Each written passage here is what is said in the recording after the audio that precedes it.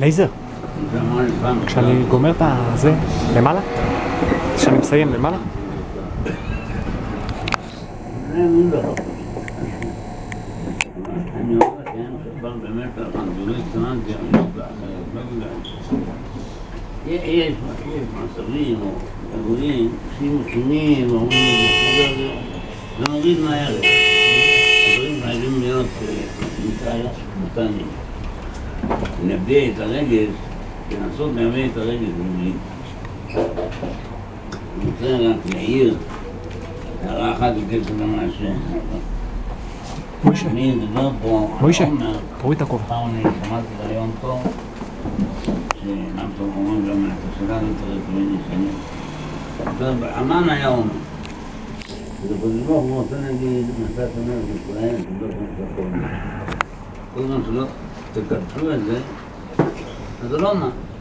אתם צריכים לדעת שמה שצריכים לקרוא את המה, מסבר את זה סור ולא עוזר אחר. לקדש את זה, איך הנחה לזו אימא. כל דבר צריכים לקדש כדי שזה יהיה מן השמיים. הרמב"ם אומר שפשט ורואים באופן מן לחם האורץ, שתתחילו לאכול לחם מן הארץ ולא מן השמיים. זאת אומרת, כשתתחילו לאכול מן הארץ ולא מן השמיים, תרימו תחומו להשם, כדי שתדעו שגם מה, כל מה זה שיש, וגם נדבר, אז הוא ממשיך להיות עד הסוף.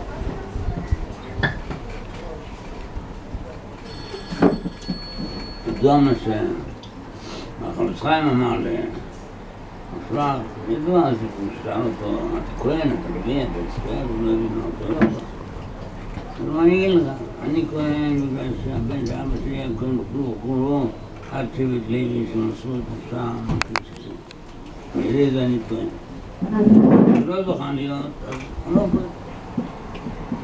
הוא אומר בזה, נקודה, פעם חשבתי, היה לי ספק, מותר לי דיברתי הרמב"ם אומר ששבט לוי מעולם לא עבד חזרת אותו? הרמב"ם כותב ככה. אתה לוקח? אברהם אבינו התחיל, יעקב, יצחק ולוי. לא לנו אבל שבט לוי בגזור.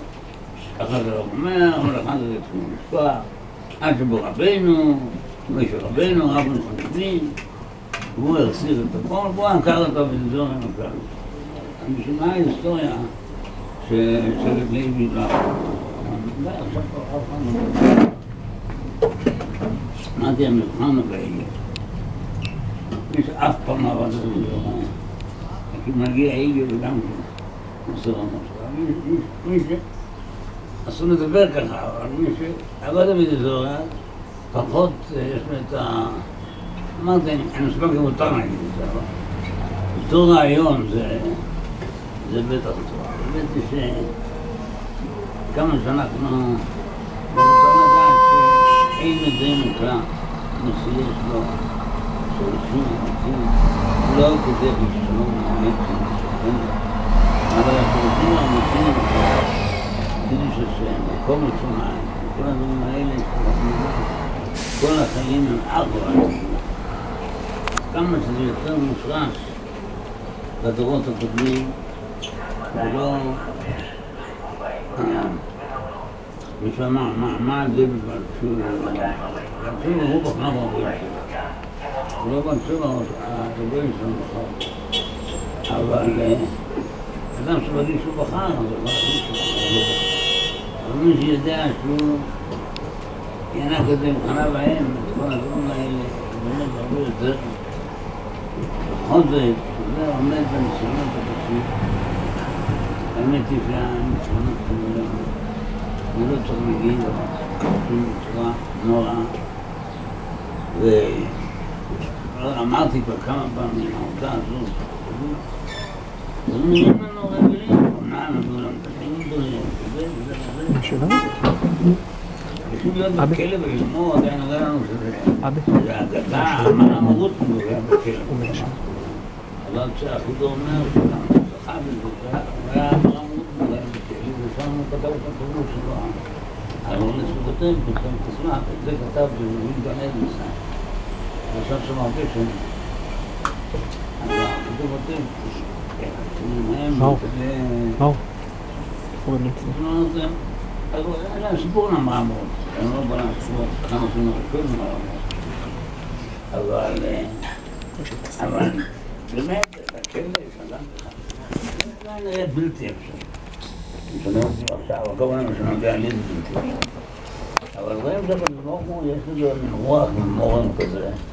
די זה בשביל רומם את כל הדור, אני לא רוצה עכשיו לפרט. אבל הדברים ידועים, וממנו הצליח באמת להוציא צעירים ונערים, וגרים שם ממש פשוט מוכנים לפסורות המדוש. בלי חשבונות, ואם היו עושים חשבונות, אתה שומע, הייתה את ההפוכה. בלי שום חשבונות, זה באמת דבר מאוד נדיר. ברוך השם שאנחנו זוכים בכך, כיוון שהאמת היא שבמצב שלנו היום פה בארץ ישראל, אם נחיים חשבונות, מה שתבור אין זכות קיום בקיץ. בתורה כתב שהוא כתוב שהארץ תקיא אותך, בפחות עבירות ממה שנעשים פה. ובחוץ לזה מוקפים 100 מיליון ערבים שמאיימים פצצת אטום להשמיד. בדרך הטבע אין לנו שום אפשרות קיום בה. מילי זה היה בחוץ לארץ ארץ כזאת, אז כולם יכולים צריך לראות. אני לא רוצה לסרוק, למה? הגדולים אומרים שלא. חזוני, כולה, פה אחד. אז על זה אנחנו סומכים. אבל בסך הכל אנחנו נמצאים בגלות, בתוך גלות. ובאמת, כדי לעמוד בניסיונות כאלה, חייב להיות ההפך. לא להיות מושלם הרחוב, אלא להיות כל כך חזק בעצמו שהרחוב לא מדבר עליו בכלל, אני מרגיש אדם יגור בין הכושים. אז הוא נשפע מהכושים. הוא יתגאה בזה שהוא לא כושי. זה לא נשפע עליו אף פעם. אנחנו נמצאים במצב שאנחנו מרגישים מרוממים. במילא כל הדור הוא כחגבים. אז זה נותן לנו את הכוח באמת לעמוד בכל הניסיונות הקשים שהקדוש ברוך הוא מזמין, שבאמת קשה להריץ בזה, אבל אני רוצה שתדעו, אני לא רוצה עכשיו לדבר. אנשים מגיל 60 ומעלה כואבים ודואבים בצורה בלתי רגילה. הם צעירים, אני לא יודע, חשוב שככה העולם נראה פה. ממש החורבן היום שקרה פה זה אי אפשר לתאר את זה. פשוט בא לבכות כל יום ביום מחדש. אני לא אומר שום זמן. אנשים כבר עברנו כבר, יותר מבוגרים, עברנו כבר כל מיני ניסיונות וזה, אבל ניסיון כזה, בירור כזה, זה ניסיונות הכי קשים שהיה, ואני מדבר פה. ועל השם באמת בזכות האנשים ולשמוע נתן לנו את הכוח אחרי שהוא הראה מה בן אדם מוכן לסבול. על זה אני אמרתי שרבקים שרפו את בשרו ומסרקות של ברזל עד שמה 17 אני מכיר עוד מישהו שרפו את המסרקות של ברזל 6 שנים ומישהו כובד שמיים על מעמד הכל.